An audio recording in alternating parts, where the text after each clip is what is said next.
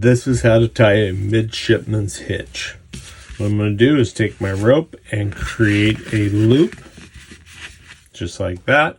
Take my working end, I'm going to pass it underneath the standing end and up through the loop that I created and bring it across itself just like this. Now what I'm going to do is take this working end, I'm going to pass it underneath and up through that loop again.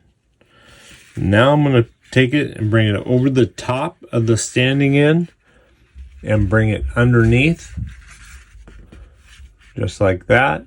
Now when I get to here, what I'm going to do is take part of my loop right here. You can see when I pull it, it cinches up this bottom part of that knot. Pull that tight. Then I'm going to pull my tail tight. That cinches up the top part of the knot. And then that gives me a midshipman's hitch.